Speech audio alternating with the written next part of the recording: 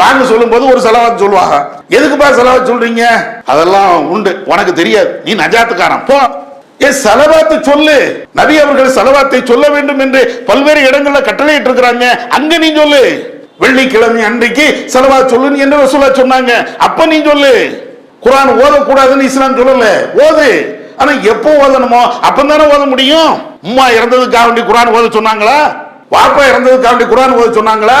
இந்த ஹத்தம் எல்லாமே நம்மளா உருவாக்குனது தானே. நம்மளா குர்ஆன் ஓதுவோம். அந்த குர்ஆனுடைய நன்மையை இறந்தவங்களுக்கு அப்படி சேர்த்து வைக்கணும். ஃபஜஅல்தும் மின்ஹு ஹராமன் வ ஹலால், நீங்களாக ஒன்றை ஹலால் என்றோ அல்லது ஹராம் என்றோ நீங்களாக உருவாக்கி வைத்திருக்கிறீங்களே.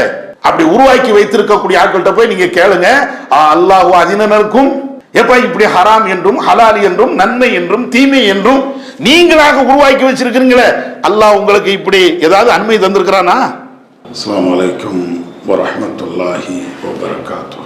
தவறாக புரிந்து கொள்ளப்பட்ட இஸ்லாமிய சட்டங்கள் என்ற தலைப்பில் சில செய்திகளை நாம் அறிந்து வருகிறோம். அதிலே இன்னொரு முக்கியமான ஒரு சட்டத்தை நம்முடைய இஸ்லாமிய சமூகம் தவறாக புரிந்து கொண்டு ஒவ்வொரு நாளும் தீமைகளிலே வீழுகின்ற ஒரு சூழலை பார்க்கலாம். அது என்ன சட்டம் என்றால், நம்முடைய இஸ்லாமிய சமூகத்திலே நன்மை செய்ய வேண்டும் என்ற ஒரு உந்துதலின் காரணத்தினால் நன்மைதானே நன்மைதானே என்று பல்வேறு விதமான புதிய புதிய வணக்க வழிபாடுகளை புகுத்தப்பட்டு புதிய புதிய வணக்கங்களை உருவாக்கி செயல்படுவதை நாம் பார்க்கலாம்.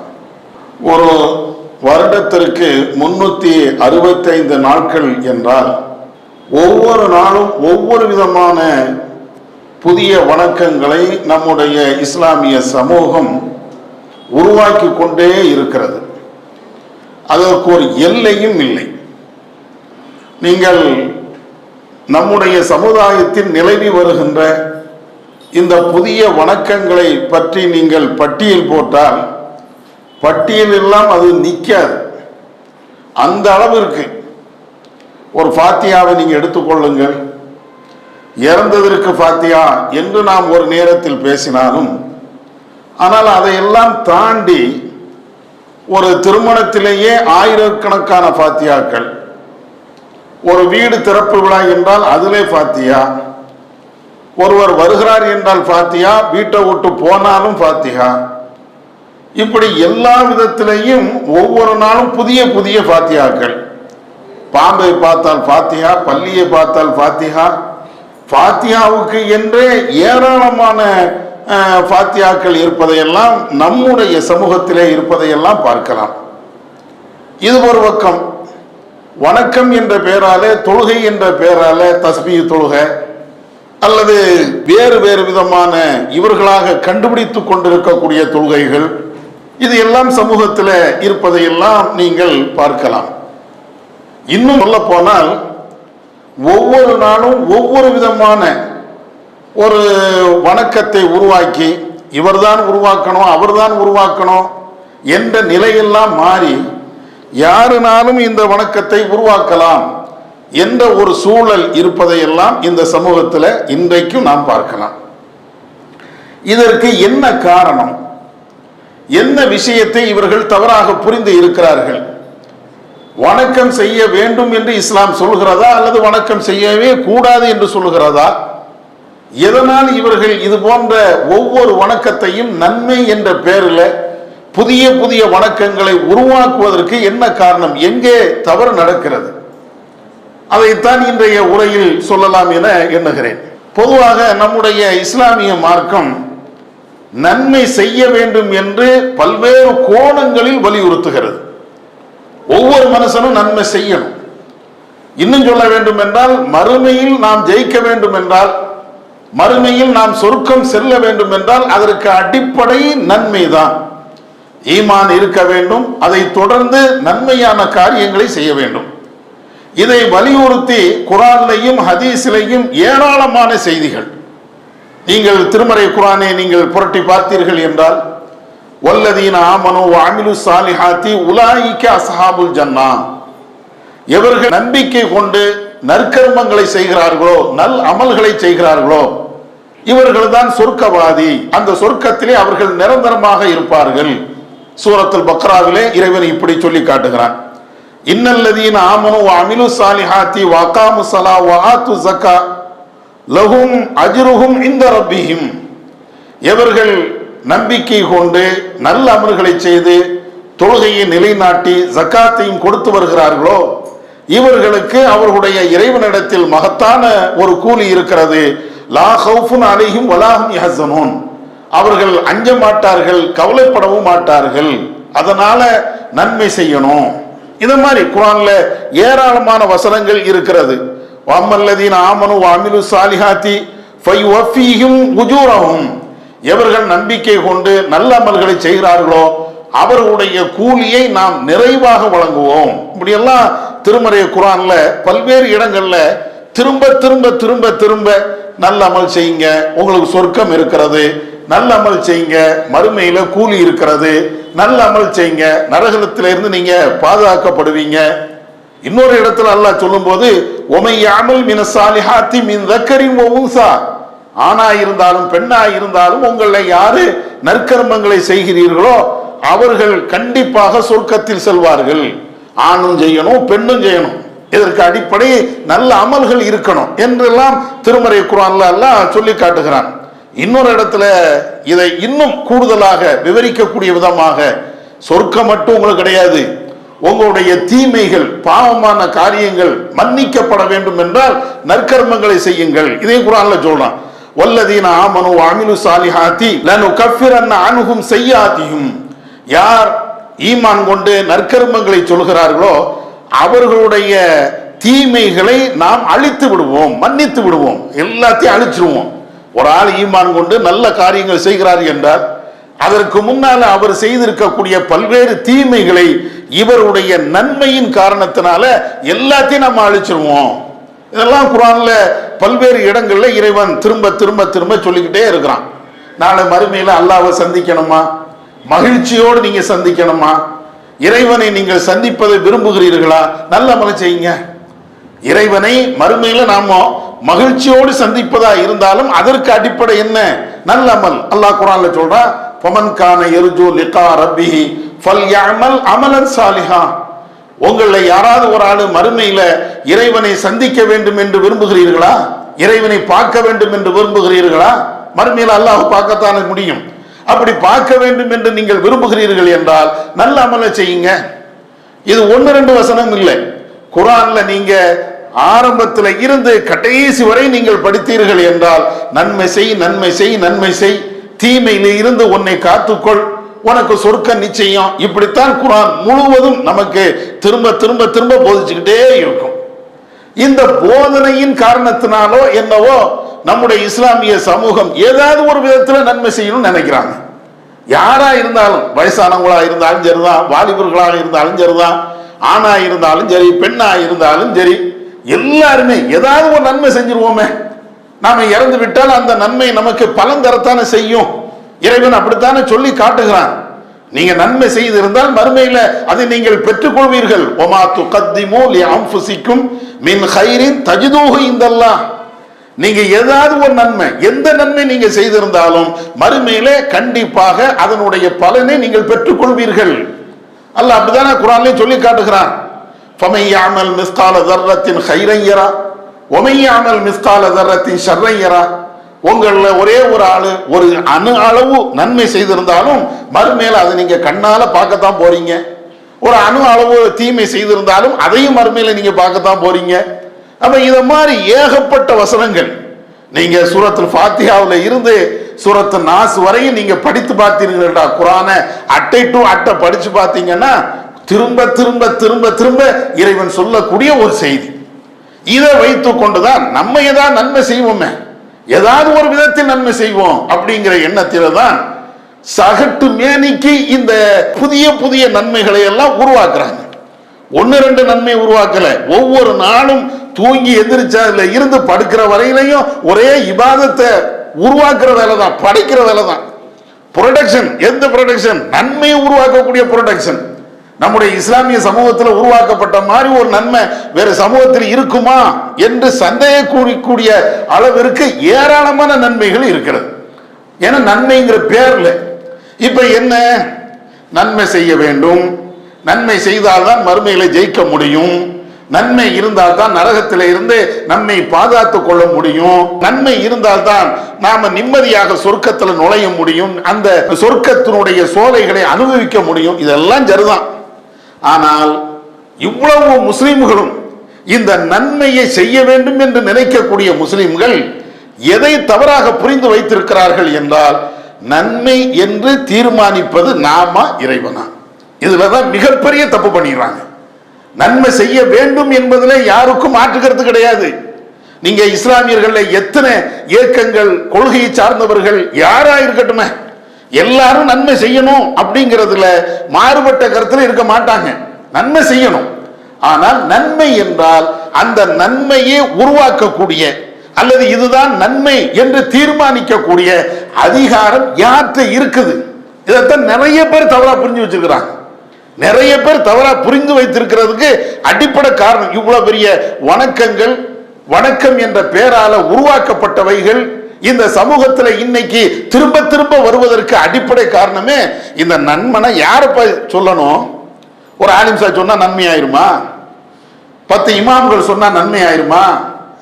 ஊர் ஜமாத்தார்கள் எல்லாரும் சேர்ந்து இதுதான் நன்மை அப்படின்னு சொல்லி அவங்க எல்லாரும் சேர்ந்து முடிவெடுத்தால் அது நன்மை ஆயிருமா? ஒரு குடும்ப தலைவர் கணவன் இது நன்மை அப்படின்னு சொன்னா அந்த குடும்பத்துக்கு அதெல்லாம் நன்மை ஆயிருமா? இபாதத்து என்றால் வணக்கம் என்றால் அந்த வணக்கம் என்று சொல்லப்படுகின்ற அந்த நன்மைகள் அனைத்துமே முதல்ல நாம தீர்மானிக்க முடியாது, மனிதர்கள் தீர்மானிக்க முடியாது.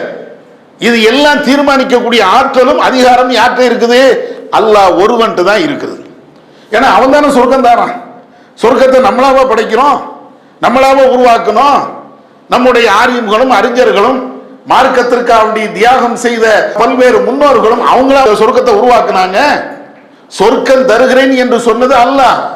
அதனால அந்த சொர்க்கத்துக்கு நீங்கள் வருவதாக இருந்தால் எந்த நன்மையை செய்ய வேண்டுமோ அந்த நன்மை நான் தான் தீர்மானிப்பேங்கிறான். இன்னும் சொல்ல போனா உலகத்துல எத்தனையோ மதங்கள் இருக்கிறது, எத்தனையோ கடவுள் கொள்கையை சார்ந்தவர்கள் இருக்கிறாங்க. இதெல்லாம் நம்ம பார்க்கத்தான் செய்யறோம். 1 2 இல்லை, ஏராளமா இருக்கிறது.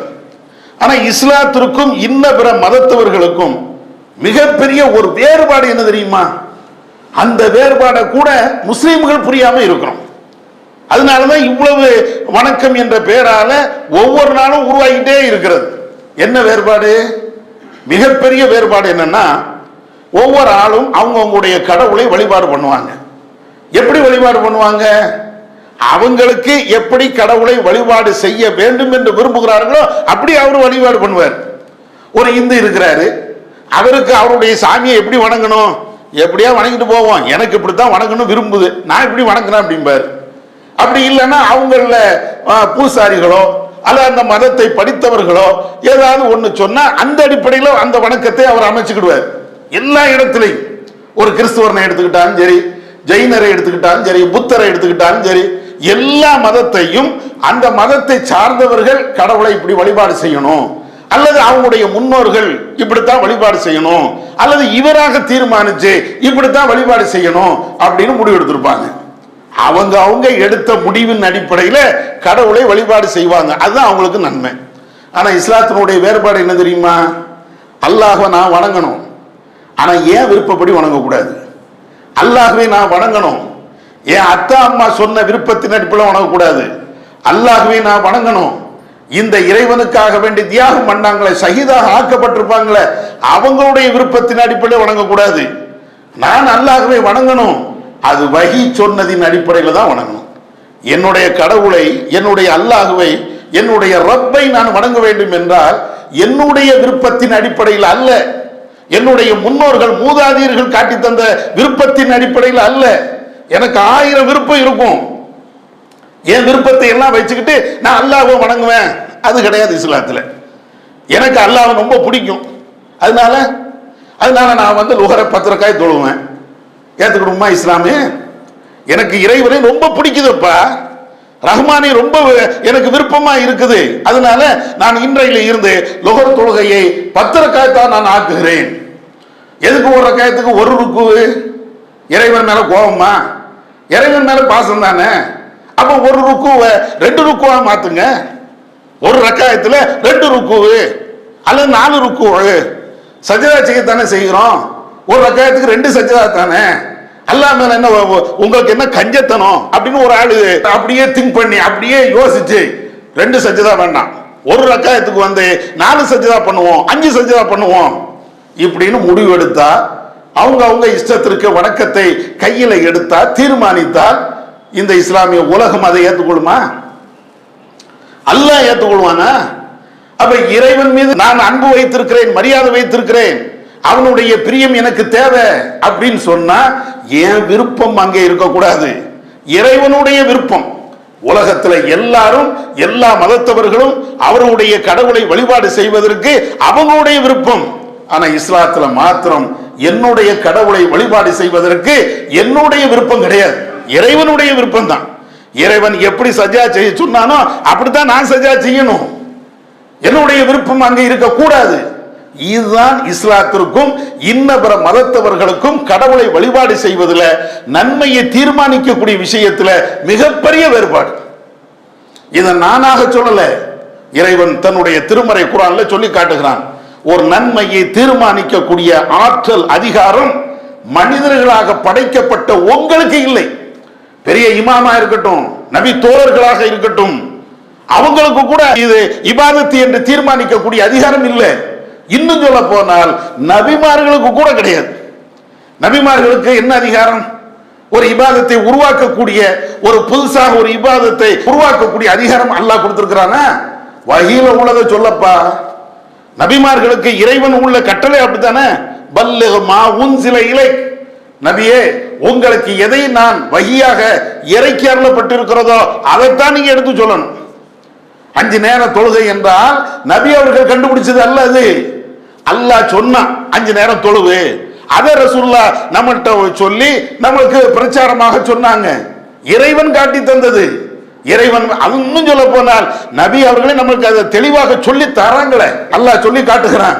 இந்த இறை தூதர் தன்னுடைய மனோ இச்சையின் அடிப்படையில் அவர் பேச மாட்டார். மனோ இச்சையின் அடிப்படையில் பேச மாட்டார்னா என்ன அர்த்தம்? இறைவனுடைய வகை செய்தி, 5 நேரம் தொழ சொன்னது இறைவனுடைய வகை செய்தி, ருக்கு செய்ய சொன்னது இறைவனுடைய வகை செய்தி, காபாவில் போய் தவா பண்ணணும் இறைவனுடைய வகை செய்தி, ஹஜ்ஜி செய்யணும் இறைவனுடைய வகை செய்தி, ஜக்காத்து கொடுக்கணும் இறைவனுடைய வகை செய்தி. இது நபிமார்கள் கூட தீர்மானிக்க முடியலையே. நான் என்ன சொன்னனோ அதை நீங்க கேளு. எல்லா மக்களுக்கும் இறைவன் அப்படித்தான் சொல்லி தந்திருக்கிறான்.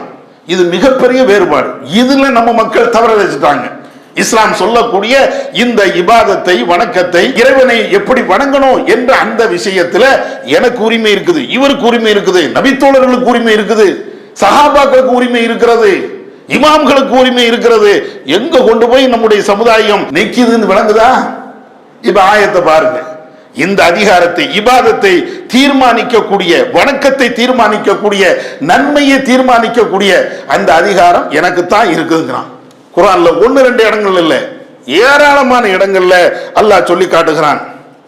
நபியே நீங்கள் சொல்லுங்கள், குல் இன்னி அலா பையினத்தின் மின் ரப்பி, நான் என்னுடைய இறைவன்கிட்ட இருந்து வந்த தெளிவான ஒரு சான்றிலே நான் இருக்கிறேன். ஆனால் நீங்கள் அவசரமாக, அதாவது மறுமை நாள் வர வேண்டும் என்று நீங்கள் எதிர்பார்த்து கொண்டே இருக்கிறீர்கள் அப்படின்னு சொல்லிட்டு, இனில் ஹுக்குமு இல்லா லில்லாஹ், சட்டம் ஏற்றுகின்ற அதிகாரம், நன்மை எது தீமை எது, இது ஹலாலு இது ஹராமு என்று சொல்லுகின்ற இந்த அதிகாரம் என்பது அல்லாஹ்வை தவிர வேறு யாருக்குமே இல்லை. ஒன்று ஹலால் என்று சொல்வதாக இருந்தால், ஹராம் என்று சொல்வதாக இருந்தால், இது நன்மை என்றால், இது தீமை என்றால், இதை ஏற்றுகின்ற அதிகாரம் அல்லாஹ் ஒருவனுக்குத்தான் இருக்கிறது. குர்ஆன்ல இப்படி சொல்லி காட்டுகிறான். இன்னொரு இடத்துல அதே மாதிரி சொல்லி காட்டுகிறான். சும்மருத்து இலல்லாஹி மௌலாஹுமுல் ஹக், நீங்க அத்தனை பேரும் உங்களுடைய ரஹ்மான் இடத்துல நீங்க திரும்ப கொண்டு வரப்படுவீங்க. நாளை மறுமையை பத்தி அல்லாஹ் சொல்றான். எந்த இமாமா இருந்தாலும் சரி, எந்த பெரிய உயிர் தியாகியாக இருந்தாலும் சரி, நான் தான் மார்க்கத்தை காட்டுவேன், என்னை பின்பற்ற வேண்டும் என்று சொல்லப்பட்டவர்கள் யாராக இருந்தாலும் சரி, எல்லாம் மறுமையில் வந்து நிப்பீங்க. அல்லாஹ் சொல்லி காட்டுகிறான். அப்படி வருகின்ற பொழுது அல்லாஹ் தெரிந்து கொள்ளுங்கள், லஹுல் ஹுக்மு, ஆட்சி அதிகாரங்கள் அல்லது சட்டம் இயற்றுகின்ற அதிகாரங்கள் அல்லாஹ் ஒருவனுக்குத்தான் இருக்கிறது. புரிஞ்சுக்கிடுங்க, ரஹ்மானை தவிர ஒரு நன்மை எது தீமை எது என்று தீர்மானிக்கக்கூடிய அதிகாரம் உலகத்துல யாருக்கும் வழங்கல. நீங்க நம்ம என்ன நினைக்கிறோம்? நம்ம பெத்தா சொன்னா நன்மை நினைக்கிறோம், அம்மா சொன்னா நன்மை நினைக்கிறோம், அக்கம் பக்கத்து கூறக்காரங்க சொன்னா நன்மை நினைக்கிறோம். எல்லாத்துக்குமே ஒரு கந்திஷ்டி வந்துருச்சுன்னு வைங்களேன். கந்திஷ்டிங்கிறது மார்க்கத்தில் இல்லை, ஆனா நம்மளாக வழக்கத்தில் வச்சிருக்கிறோமா இல்லையா? வைத்த வலி, என்னப்பா கந்திஷ்டி, இதுக்கு என்னடா வழி? மிளகா இருக்குதுல்ல, மிளகா வத்தல், அதை எடுத்து வயிற்றுல இப்படியே தடவி அடுப்புல கொண்டு போடு, எல்லாம் சரியாயிரும். இன்னைக்கு இருக்கா இல்லையா? யாரு கண்டுபிடிச்சது? கேட்கவும் மாட்டோம். மூட பழக்கமா நன்மையா? இது எந்த அடிப்படையில் இது சரி? எதையுமே கேட்க மாட்டோம். எல்லாம் சொல்லிட்டாங்களப்பா, எங்க கொண்டு போய் வைக்கிறேன்னு தெரியுதா? ஒரு நன்மையை தீர்மானிக்கக்கூடிய அதிகாரத்தை அடுத்த வீட்டு பொம்பளைகிட்ட கையில் கொடுத்து வச்சிருக்கணும். அல்லாங்க என்ன சொல்றான்? அடே, நன்மையை தீர்மானிக்கக்கூடிய அதிகாரம் என்னை தவிர வேற எவனுக்கும் இல்லைங்க. நம்ம யார்கிட்ட கொண்டு போய் வச்சிருக்கிறோம்? இமாம்கள் சொன்னா அது நன்மையா இருக்காதா? முன்னோர்கள் சொன்னால் அது நன்மையா இருக்காதா? நன்மையா இருக்காது. முன்னோர்களாக இருந்தாலும் மூதாதிகளாக இருந்தாலும் பெரியவர்களாக இருந்தாலும் அவர்களை மதிப்போம், அது தனி விஷயம். ஆனா நன்மையை தீர்மானிக்கக்கூடிய அதிகாரம் அல்லாஹ் தனக்குத்தான் இருக்குது என்று சொல்லி காட்டுகிறான். எப்படி தவறாக புரிந்து வைத்திருக்கிறோம். இந்த சமூகம் நன்மையை உருவாக்கக்கூடிய விஷயத்துல எவ்வளவு மோசமாக அவங்க புரிஞ்சு வச்சிருக்காங்க நீங்க பாருங்க. இன்னொரு இடத்துல அல்லாஹ் இதே மாதிரி சொல்லி காட்டுகிறான். மா தாபுதூன மின் தூனிஹி இல்லா அஸ்மாஅன் சம்மைதுமூஹா அன்தும் வஆபாவுக்கும் மா அன்ஸலல்லாஹு பிஹா மின் சுல்தான். நீங்கள் அல்லாஹ் அல்லாத ஏனையவர்கள் நீங்கள் வணங்கிக் கொண்டே இருக்கிறீர்கள், அந்த தெய்வங்கள் அனைவர்களுக்கும் நீங்க தான் பேர் வைத்தீர்கள் அல்லது உங்களுடைய முன்னோர்கள் பெயர் வைத்தார்கள். இதற்கு இறைவனிடமிருந்து ஒரு சான்று கூட இறங்கவில்லை, அல்லாஹ் ஒரு சான்று கூட இறக்கி வைக்கவில்லை அப்படின்னு சொல்லிட்டு இனில் ஹுக்குமு இல்லா லில்லாஹ், சட்டங்கள் ஏற்றுகின்ற அதிகாரம், நன்மை தீமை என்று சொல்லுகின்ற அதிகாரம் அல்லாஹ் ஒருவனுக்குத்தான் இருக்கிறது அப்படின்னு சொல்லிட்டு அல்லாஹ் சொன்னா, அமர அல்லாஹ் தாபுது இல்லா இய்யாஹு, அல்லாஹ்வை தவிர வேற யாரையும் வணங்காதீங்கப்பா இப்படின்னு சொல்லுகின்ற அதிகாரம் எனக்கு தான் இருக்கிறது. கடவுளை வணங்க வேண்டும், அல்லாஹ்வை மாத்திரம்தான் வணங்க வேண்டும் என்று சொல்லுகின்ற அதிகாரம் இருக்குது, அது கூட எனக்குத்தான் இருக்கிறது. எப்படி அல்லாஹ் ஒவ்வொரு விதத்திலையும் ஒவ்வொரு கோணத்திலையும் சொல்லி காட்டுகிறான் நீங்க பாருங்க. இன்னொரு வசனத்துல நம்ம இஷ்டத்துக்கு ஹலாலு நம்ம இஷ்டத்துக்கு ஹராமு சொல்லக்கூடாதுங்க. சொல்லக்கூடாது மட்டும் சொல்லல, கடுமையான கோபத்தோடு அல்லாஹ் அதை கண்டிக்கவும் செய்கிறான். வலா தகூலு லிமா தஸிஃபு அல்சினத்துக்குமுல் கதிப ஹாதா ஹலாலுன் வ ஹாதா ஹராமுன் லிதஃப்தரு அலல்லாஹில் கதிப். நீங்கள் உங்களுடைய நாவு எதை சொல்கிறதோ, அதாவது பொய்யான ஒரு விஷயத்தை உங்களுடைய நாவு எதை சொல்கிறதோ அதை நீங்க வெளியில பேசாதீங்க. என்ன பொய் பேசுது தெரியுமா? ஹாதா ஹலால், இது ஹலாலு, வ ஹாதா ஹராம், இது ஹராமு, இப்படின்னு நீங்களாக கற்பனை பண்ணிக்கிட்டு இது ஹலாலு இது ஹராமு, இது கூடும் இது கூடாது இப்படின்னு நீங்களா உங்களுடைய நாவுனால் நீங்க பேசுறீங்களே, இது பெரிய பாவம்பா, நீங்க செய்யாதீங்க. லி தஃப்தரு அலல்லாஹில் கதிப், இப்படி சொல்வதின் மூலமாக அல்லாஹ் மீது நீங்கள் பொய்யை கற்பனை செய்து இட்டுக்கட்டி நீங்கள் சொல்கிறீர்களா? அல்லாஹ் இப்படி கேட்கிறான். ஒரு விஷயத்தை இது ஹலால் இது ஹராம் என்று நீ எப்படி தீர்மானிக்க முடியும்? மதுரப்பு சட்டத்தை எடுத்து பாருங்களேன். மதுரப்பு சட்டத்தை நீங்க எடுத்து பார்த்தீங்கன்னா நண்டு இவருக்கு ஹராமு அவருக்கு ஹலாலு. என்னப்பா ஆதாரம்? இமாம்கள் சொல்லிட்டாங்கல்ல, பெரிய பெரிய இமாம் எவ்வளவு கிதாபுகளை படிச்சிருக்காங்க தெரியுமா?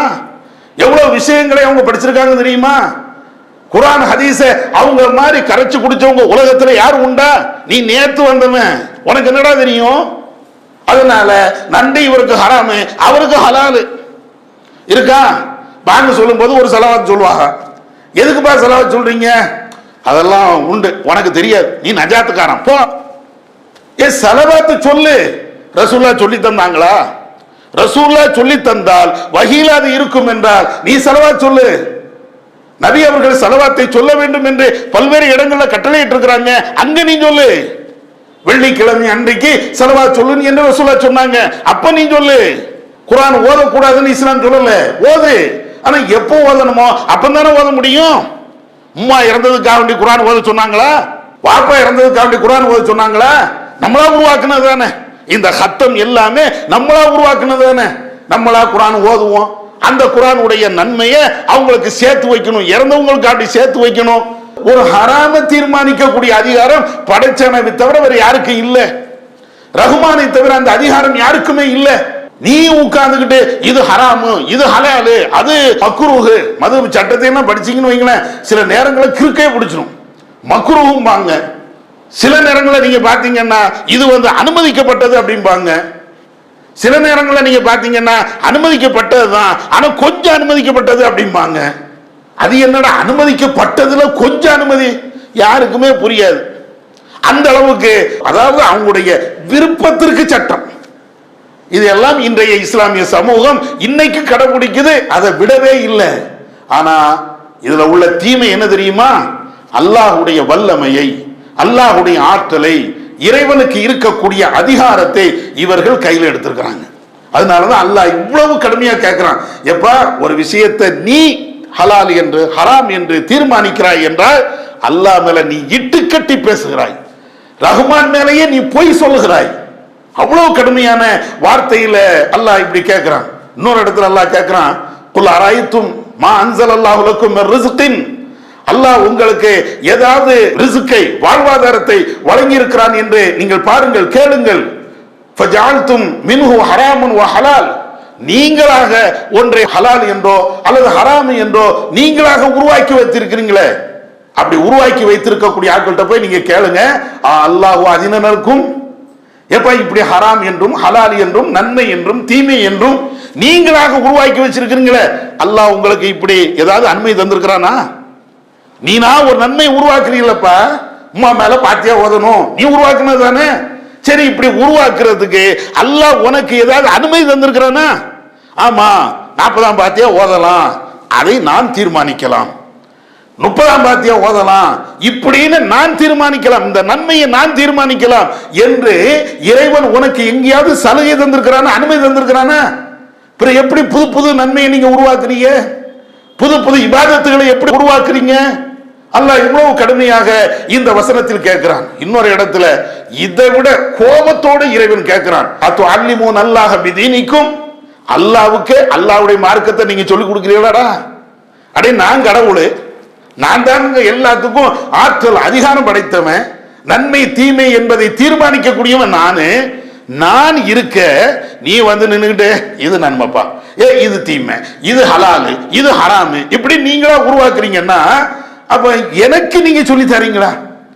எது நன்மை, எது தீமை, எது இபாதத்து, எது இபாதத்து இல்ல, எல்லாம் நான் சொல்லி தர வேண்டிய இடத்துல நீங்க உட்கார்ந்து சொல்றீங்கன்னா அப்ப எனக்கு பாடம் நடத்துறீங்களா? எனக்கு நீங்க ஆசிரியர் ஆயிட்டீங்களா? அல்லாஹ் கேட்கிறான். இப்ப இது எவ்வளவு பெரிய கடுமையான ஒரு வார்த்தை, நீங்க பாருங்க, எவ்வளவு மோசமான ஒரு வார்த்தையை இறைவன் நம்மளை பார்த்து கண்டிக்கிறான் அப்படிங்கிறது நீங்க பாருங்க. அப்ப அதனால ஒரு விஷயத்தை புரிந்து கொள்ள வேண்டும். புதிதாக நவீன காலத்துல ஒவ்வொரு நேரத்திலையும் நம்முடைய இஷ்டத்திற்கு வணக்க வழிபாடுகளை உருவாக்குகிறோம் என்றால் முதல்ல இப்படி உருவாக்கக்கூடிய அதிகாரம் நமக்கு இல்லை.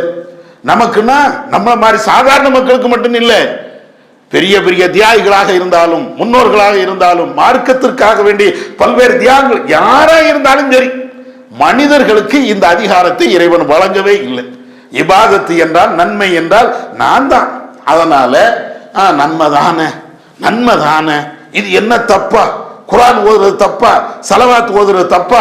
சலாத்து நாரியா ஓதுறது தப்பா? நாங்க என்ன பைபிளா படிச்சிட்டோம்? நாங்க என்ன கற்கண்டு குமுதமா படிச்சிட்டோம்? எவ்வளவு நக்கல்! இதெல்லாம் நீங்க செய்யாதீங்கப்பா அப்படின்னா நாங்க என்ன தடா படிச்சிட்டோம்? வேற என்ன ஆபாச படத்தையா படிச்சிட்டோம் கேட்கிறாங்க. எப்ப இதெல்லாம் நீங்க உருவாக்காதீங்க, இறைவன் சொன்ன நன்மையை நீங்க செய்யுங்க. அவ்வளவு நன்மைகள் குர்ஆன் ஹதீஸ்ல சொல்லப்பட்டு இருக்கிறது, நீங்களாக உருவாக்காதீங்க அப்படின்னு சொன்னாச்சுன்னா நாங்க என்னத்தை செஞ்சிட்டோம்?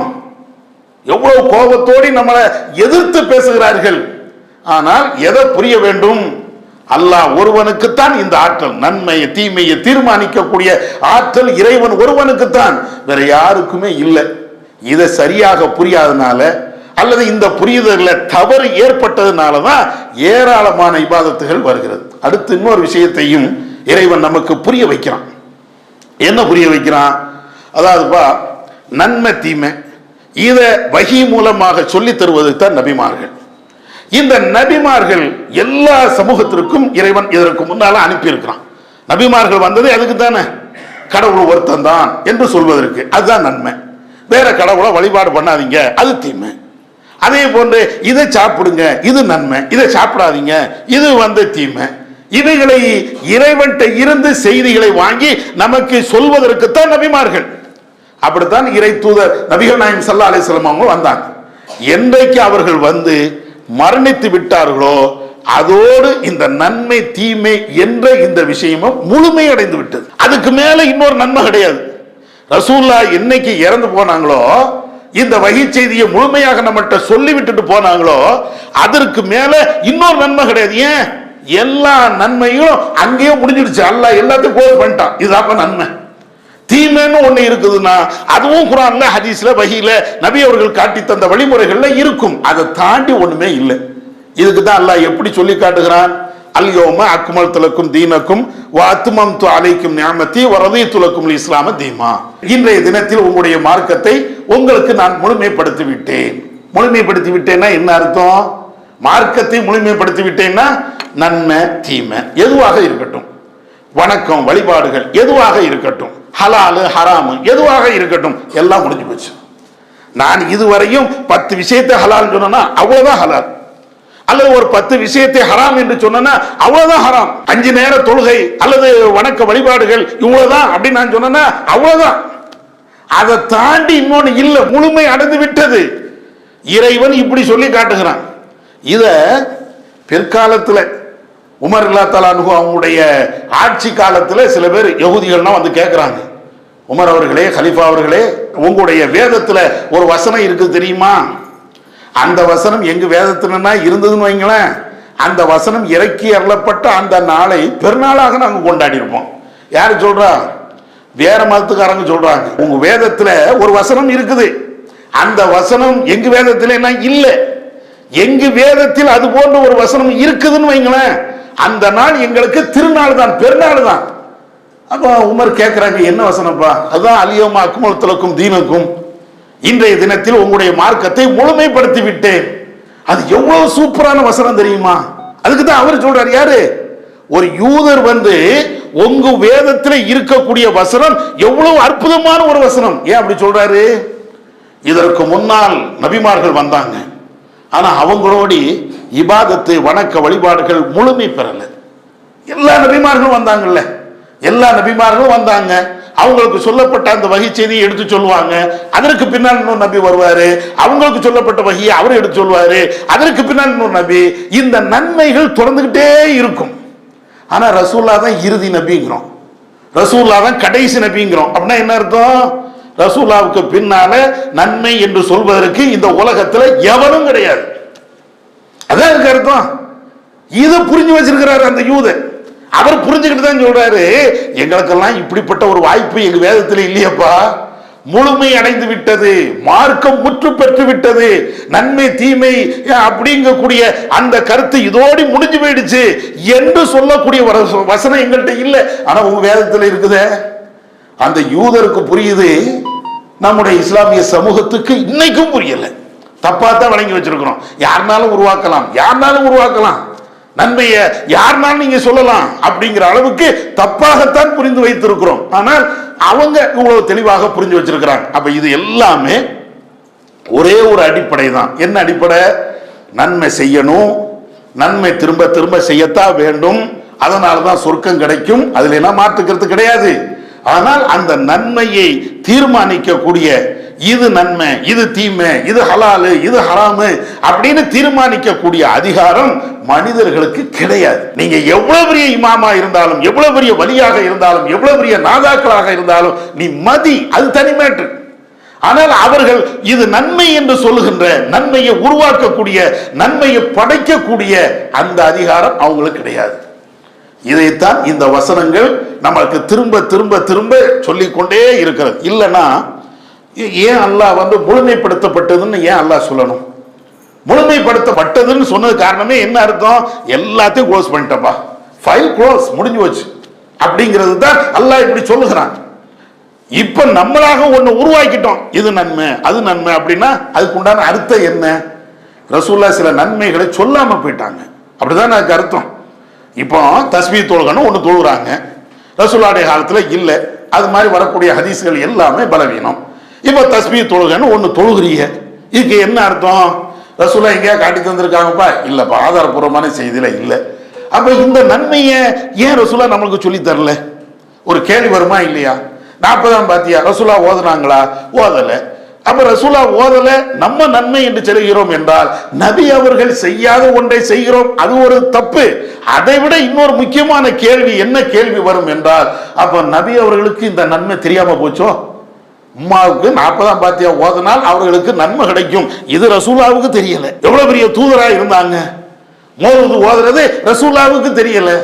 கத்தம் ஓதுனா நன்மை கிடைக்கும், அது ரசூலுல்லாஹ்வுக்கு தெரியல.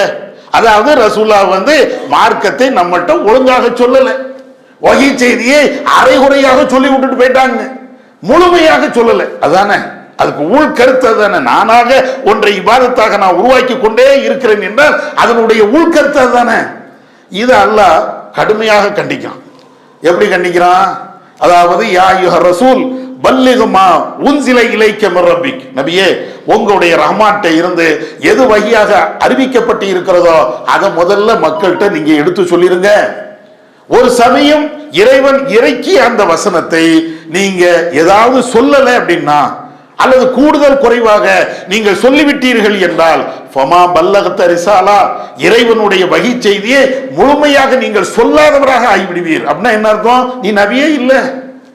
இறைவன் இறக்கி வச்ச வகை செய்திய ரசூலுல்லாஹ் சொல்லணும், அதுதான் அவங்களுடைய கடமை. ஒரு பேச்சுக்கு அல்லாஹ் இறக்கி வச்ச வகை செய்திகள்ல ஒரு 2 சொல்லிட்டு 2 விட்டுட்டாங்க, 4 சொல்லிட்டு 8 விட்டுட்டாங்க அப்படின்னா அவங்க இறை தூதரே கிடையாதான். இப்படின்னு அல்லாஹ் தான் குர்ஆன்ல சொல்றான். இறை தூதர் என்றாலேயே இறைவன் என்ன சொன்னாலும் அப்படியே சொல்லிடணும். அதனாலதான் ஆயிஷா நாயகி அவங்க சொல்றாங்க, நபிகள் நாயகம் ஸல்லல்லாஹு அலைஹி வஸல்லம் அவர்கள் வகை செய்தியை இறைவன் இறக்கி அருளிய அந்த செய்திகள்ல ஒன்ன கூட அவங்க மறைச்சது கிடையாது. ஆயிஷா நாயகி சொல்றாங்க. சொல்லிட்டு என்ன சொல்றாங்க தெரியுமா? ஒரு பேச்சுக்கு ஒரு வாதத்துக்கு நபி அவர்கள் குர்ஆன்ல உள்ள அல்லது வகை செய்தியில் உள்ள ஒரு செய்தியை மறைத்தார்கள் என்றால் இந்த வசனத்தை மறைச்சிருக்கணும். எந்த வசனத்தை? நபியே உங்களுக்கு இறக்கப்பட்ட வகை செய்தி நீங்க எடுத்து சொல்லிருங்க, நீங்க அதுல ஏதாவது தவறு பண்ணிட்டீங்க, நீங்க இறை தூதரா இருக்க முடியாது. இந்த வசனத்தை ரசூலுல்லாஹ் மறைச்சிருப்பாங்க. ஏன்னா அவ்வளவு கடுமையாக ரசூலுல்லாஹ்வுக்கு அல்லாஹ் உத்தரவுல போடுறான். நான் என்ன சொன்னாலும் சரி எல்லாத்தையும் மக்கள்கிட்ட போய் சொல்லிடணும். அது உனக்கு சாதகமா இருந்தாலும் சரி பாதகமா இருந்தாலும் சரி, நபி அவர்களுக்கு ஆதரவாக நபி அவர்களுக்கு எதிராக எப்படி இருந்தாலும் சரி அதை மக்கள்கிட்ட சொல்லிவிட வேண்டும். இவ்வளவு அழுத்தம் திருத்தமாக அல்லாஹ் குர்ஆன்ல சொல்றான். அதனால நபி அவர்கள் ஒரு நன்மையை கூட சொல்லாம விட்டதே கிடையாது. கடைசி நேரத்தில் ரசூலுல்லாஹ் ஹஜ்ஜத்துல் விதால கேட்டாங்களா இல்லையா? அலா ஹல் பல்லகத்து, அலா ஹல் பல்லகத்து, ஏப்பா நான் எனக்கு வழியாக எதையெல்லாம் இறக்கி அருளப்பட்டதோ எல்லாத்தையும் உங்கள்கிட்ட சொல்லிட்டேனா? ஆயிரக்கணக்கான நபித்தோழர்கள் இருந்த அந்த சபையில நபி அவர்கள் கேட்டாங்களா இல்லையா? எந்த நன்மையா இருந்தாலும் அந்த நன்மையில ஒன்ன கூட நான் சொல்லாம விட்டுருக்கிறேனா? எல்லா நன்மையும் சொல்லிட்டேன், எல்லா தீமையும் சொல்லிட்டேன், என்னென்ன ஹலாலு என்னென்ன ஹராமு என்னென்ன உண்டோ எல்லாத்தையும் சொல்லிட்டேன் தெரியுமா? சஹாபாக்கள் எல்லாம் சொல்லிட்டாங்க, ஆமா யா ரசூலல்லாஹ் நீங்க எல்லாத்தையும் சொல்லிட்டீங்க, ஒன்ன கூட விடல, ஒரு நன்மையை கூட நீங்க விடல, எல்லாத்தையும் நீங்க சொல்லிட்டீங்க. அப்பதான் ரசூலுல்லாஹ் சொல்றாங்க, அல்லாஹு மஷ்ஹத், அல்லாஹ் மஷ்ஹத், இறைவா இதற்கு நீயே சாட்சி, நீயே சாட்சி. நான் எந்த நன்மையும் விடலையா அல்லாஹ், நீ இறக்கி தந்த அனைத்து நன்மைகளையும் இந்த மக்கள்கிட்ட நான் இறக்கி வச்சுட்டேன், ஒன்ன கூட நான் மறைக்கல, அதற்கு இந்த மக்கள் சாட்சி, அதற்கு நீயே சாட்சியாயிரு. இவ்வளவு தெளிவாக ரசூலுல்லாஹ் நமக்கு பாடம் நடத்திட்டு தான் போனாங்க. இவ்வளவு இருந்தும் நம்ம இஷ்டத்திற்கு இதுதான் நன்மை, இது நன்மை தானே, அது நன்மை தானே, எப்படி இதெல்லாம் உருவாக்க முடியும்? இன்னும் சொல்ல போனால் இந்த நன்மை தானே என்று உருவாக்கப்படுகின்ற இது போன்ற நன்மைகள் அனைத்தும் நரகத்துக்கு தான் போகும். ரசூலுல்லாஹ் தான் பிதாத்துகள் எல்லாம் நரகத்துக்கு போகும். நம்ம அடிக்கடி கேள்விப்படுகின்ற செய்தான், குல்லு பிதாத்தில் லலாலா ஓ குல்லு லலாலத்தின் பின்னார், நபி அவர்கள் சொன்னாங்களா இல்லையா? புதிதாக நன்மைதானே என்ற அடிப்படையில் உருவாக்கப்பட்ட அனைத்தும் நரகத்துக்குத்தான் அழைத்து செல்லும். ரசூல்லா அதை தெளிவாக கடுமையாக கண்டிச்சு அதை சொல்லிட்டாங்க. ஒரு சமயம் இது நன்மை நன்மை நாமளாக உருவாக்குன நன்மை அப்படின்னு மறுமையில கொண்டு போய் நிப்பாட்டினால் அது எல்லாமே நிராகரிக்கப்படும். மன் அமில அமலன் லைஸா அலைஹி அம்ருனா ஃபஹுவ ரத்துன். நாம சொல்லாத, நாம அங்கீகரிக்காத, நாம ஏவாத ஒன்றை நன்மை என்ற அடிப்படையில் நீனாக உருவாக்கி கொண்ட அந்த நன்மையை தூக்கிட்டு மறுமையில வந்தால் அது நிராகரிக்கப்படும். ஒரு பைசாவுக்கு பிரயோஜனம் கிடையாது, நரகத்துக்கும் கொண்டு செல்லும். அங்க இதனால் ஒரு பைசாவுக்கு பிரயோஜனம் கிடையாது, தூக்கி எறியப்படும். இதெல்லாம் ரசூலுல்லாஹ் சொல்லிட்டாங்க. இவ்வளவு செய்திகள், இஸ்லாத்தினுடைய அடிப்படை விஷயங்கள் இவ்வளவு இருந்தும் கூட இந்த நன்மைகளை உருவாக்கலாம் என்று சில பேர் பேசுறாங்களா இல்லையா? நம்மளாக தீர்மானிக்கலாம், அதுக்கு ரைட்ஸ் இருக்குது அப்படின்னு பேசுறாங்களா இல்லையா? அவங்க சில ஆதாரங்களை வைப்பாங்க. அந்த ஆதாரத்தை எல்லாம் பார்த்தீங்கன்னு வைங்களேன், இப்படி எல்லாம மார்க்கத்தை தவறாக புரிகிறது அப்படின்னு சொல்லி பச்சை புள்ள விளங்கும், அந்த அளவுக்கு இருக்கும். என்ன ஒரு ஹதீஸ் ஆதாரம் காட்டுவாங்க, சஹீஹ் முஸ்லிம்ல இடம்பெறக்கூடிய ஹதீஸ், மன் சன்ன ஃபில் இஸ்லாமி சுன்னத்தன் ஹசனத்தன். யார் இந்த மார்க்கத்துல ஒரு நல்ல வழிமுறையை உருவாக்குகிறாரோ ஃபலஹு அஜ்ருஹா, அவருக்கும் கூலி இருக்கிறது. அதை பின்பற்றியவருக்கு அவருக்கும் கூலி இருக்கிறது. இவர் சொன்னதின் அடிப்படையில் இன்னொரு ஆள் பின்பற்றுதாரா இல்லையா, அவருடைய கூலியும் இவருக்கும் வந்து கிடைக்கும். யாருக்கும் அவருடைய கூலிகளில் குறைக்கப்பட மாட்டாது என்ற கருத்துல சஹீஹ் முஸ்லிம்ல இடம்பெறுகிறது. இந்த ஹதீஸை வச்சுக்கிட்டு மன் சன்ன ஃபில் இஸ்லாமி சுன்னத்தன் ஹசனா, மார்க்கத்துல இஸ்லாத்துல ஒரு நன்மையை உருவாக்கலாம் அப்படின்னு இருக்குது இல்லையா, அதனாலதான் நாங்க உருவாக்குறோம். பாத்தியாவை ஏன் உருவாக்கணும்? இன்னும் இருக்குது, ரசூலுல்லாஹ் தான் சொன்னாங்க உருவாக்குனாங்க, உருவாக்குனா நன்மைன்னாங்க, புதிதாக நீ உருவாக்குனாங்க. அப்ப முதல்ல இந்த ஹதீஸுக்கு இதுதான் அர்த்தம் என்றால், இவ்வளவு நேரம் ஆயத்து ஹதீஸை நான் சொன்னேன், அதுக்கெல்லாம் முரண். உருவாக்காத நன்மை என்பதை நீனா உருவாக்க கூடாது, உருவாக்கக்கூடிய அதிகாரம் எனக்கு தான் இருக்குது இப்படின்னு அல்லாஹ் சொல்றான். இல்ல நன்மைகளை நீனும் உருவாக்கலாம், அவரும் உருவாக்கலாம், இவரும் உருவாக்கலாம் அப்படின்னு இந்த ஹதீஸ் சொல்லுதுன்னா முரண், வஹீல முரண்னு அர்த்தம். உருவாக்கலாம், உருவாக்க கூடாது. அல்லாஹ் ஒருவன் எனக்குத்தான் நன்மை என்று சொல்வதற்கு அதிகாரம் இருக்கிறது இப்படின்னு இறைவன் குர்ஆன்ல சொல்றான். இல்ல எங்க ஆலிம் சாக்கும் அதிகாரம் இருக்கிறது, எங்களுக்கும் அதிகாரம் இருக்கிறது, யாருனாலும் உருவாக்கலாம் அப்படின்னா முரண்பாடு இல்லையா? முதல்ல யார் இந்த ஹதீஸை ஆதாரமா காட்டுதாங்களோ அவங்க ஃபர்ஸ்ட் சொல்லக்கூடிய விளக்கம் என்னன்னா முரண்பாடு இல்லாம தான் விளக்கம் சொல்லணும். அப்ப இந்த ஹதீஸ் என்ன, இது இந்த ஹதீஸ் அதுதான் சொல்லுதா? அந்த ஹதீஸினுடைய ஆரம்ப சம்பவத்தில் இருந்து நீங்க படிச்சாலேயே அவ்வளவு தெளிவாக புதிய இபாதத்தை உருவாக்குவது சம்பந்தமாக வரலன்னு தெளிவா இருக்கும். அது நீண்ட ஒரு சம்பவம். என்ன வருது, வெளியூரை சார்ந்த சில பேர் வராங்க, ரொம்ப பரதேசியாக இருக்கிறாங்க, தலையில எண்ணப்பட்டு பல நாட்கள் இருக்கும், ஆடைகள் எல்லாம் அழுக்கடைந்து இருக்கிறது, கன்னங்கள் எல்லாம் ஒட்டி போய் இருக்கிறது, வறுமையிலேயே உழண்டு கொண்டே இருந்த அவர்கள் வந்து நிக்கிறாங்க. ரசூலுல்லாஹ் அவங்கள பார்த்துட்டு இவ்வளவு பெரிய வறுமையா அப்படின்னு சஹாபாக்கிட்ட சொல்றாங்க. இறையச்சம் தொடர்பான 3 வசனத்தை நபி அவர்கள் படிச்சுட்டு, அவங்களுடைய சகோதரர்கள் வறுமையில உழண்டு போய் கிடக்குறாங்க, அவங்களுக்கு தர்மம் பண்ணுங்கன்னாங்க. ஒரு ஆள் போய் ஒரு பேரத்து மலத்தை கொண்டு வராரு, இன்னொரு ஆள் போய் 2 பேரத்து மலத்தை கொண்டு வராரு, கொஞ்சம் ஏதோ ஒரு வீட்டில் இருக்கிறத கொண்டு வந்தாங்க. ரசூலுல்லாஹ் பார்க்குறாங்க, இது ஒரு பெரிய குடும்பமா வந்து நிக்கிறாங்க, இந்த ஒரு பேரத்தம்பளம் அவங்களுடைய வறுமையை போக்குமா, 2 பேரத்தம்பளம் அவங்களுடைய வறுமையை போக்குமா? என்னப்பா நீங்க செய்றீங்க? ஒரு பேரத்தம்பளம் 2 பேரத்தம்பளம் இது எப்படி அவங்களுக்கு காணும்? இது எப்படி அவங்களுடைய வறுமையை போக்கும்? எத்தனை நாள் சாப்பிடல, இது சரி வருமா அப்படின்னு ரசூலுல்லாஹ் எண்ணிக்கிட்டே இருக்கும் போதுதான் ஒரு நபி தோழர் நபி அவருடைய முகத்தை பார்த்துட்டு, இந்த ஒரு பேரத்தம்பளம் 2 பேரத்து ரசூலுல்லாஹ் கடுமையா கோவப்படுறாங்க அப்படின்னு அவர் தெரிஞ்சுக்கிட்டு வீட்டில் போய் சுமக்க முடியாம தோல் நிறைய கொண்டு வராரு, கொண்டு வந்து பள்ளிவாசல வைக்கிறாரு. வச்சதுக்கு பின்னால நபி அவர்கள் அப்படியே சிரித்த முகத்துல அப்பதான் ரசூலுல்லாஹ் சொல்றாங்க, மன் சன்ன ஃபில் இஸ்லாமி சுன்னத்தன் ஹசனா, இந்த இஸ்லாத்தில் சொல்லப்பட்ட ஒரு நன்மையை, தர்மம் கொடுங்க அப்படின்னு இஸ்லாத்துல இருக்கிறது, இந்த நன்மையை இன்ன பிற ஆட்களுக்கு எடுத்து சொல்லக்கூடிய விதமாக யார் ஒரு நன்மையை செய்கிறாரோ அவருக்கு அதனுடைய கூலி இருக்கிறது. ஒரு ஆள் ஒரு 10 ரூபாய் தர்மம் கொடுக்கிறாரு, பக்கத்தில் உள்ள ஆளும் நம்மளும் 10 ரூபாய் கொடுத்தா போதும். ஒரு ஆள் 100 ரூபாய் கொடுக்கிறாரு, அது பக்கத்தில் உள்ள ஆள் பாக்குறாரு, ஓ அவரே 100 ரூபாய் கொடுத்துட்டாரு, நம்ம 10 ரூபாய் கொடுத்தா அசிங்கமா இருக்கும், நம்ம ஒரு 100 ரூபாய் கொடுப்போம். இருக்கா? இத ரசூலுல்லாஹ் சொன்னாங்க. இந்த தர்ம விஷயத்துல ரசூலுல்லாஹ் சொன்னாங்க. தர்மம் என்ன இஸ்லாத்துல சொல்லப்படலையா? இந்த சஹாபாக்கள் தான் புதுசா உருவாக்குனாங்களா தர்மத்தை?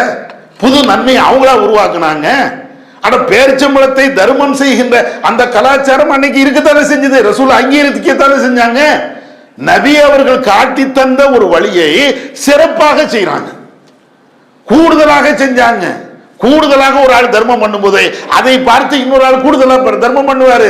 இதுதான் புதிய ஒரு இபாதத்தை, புதிய ஒரு நன்மையை அவங்க உருவாக்குவதற்கும் இந்த ஹதீஸை இடமளிக்கவே இல்லை. ஏன்னா இதை விட தெளிவாக மற்ற வசனங்கள் இருக்குது. நன்மையை உருவாக்கக்கூடிய, நன்மையை சொல்லுகின்ற, நன்மையை தீர்மானிக்கக்கூடிய அதிகாரம் அல்லாஹ் ஒருவனுக்கு தான், வேற யாருக்குமே இல்லை. இவங்க ஒரு நன்மையெல்லாம் உருவாக்கல, ஏற்கனவே இஸ்லாத்துல சொல்லப்பட்ட அந்த நன்மையை இவங்க செய்யறாங்க. அதுதானே இதுல உள்ளது. அப்ப அதனால இந்த ஹதீஸை எல்லாம் வைத்து ஆதாரமா காட்ட முடியும். இது அல்லாம ஏராளமான வேறு சில ஹதீஸுகள்லாம் சொல்லுவாங்க. என்ன ஹதீஸ்? சஹாபாக்களே நன்மையை உருவாக்கி இருக்கிறாங்களே.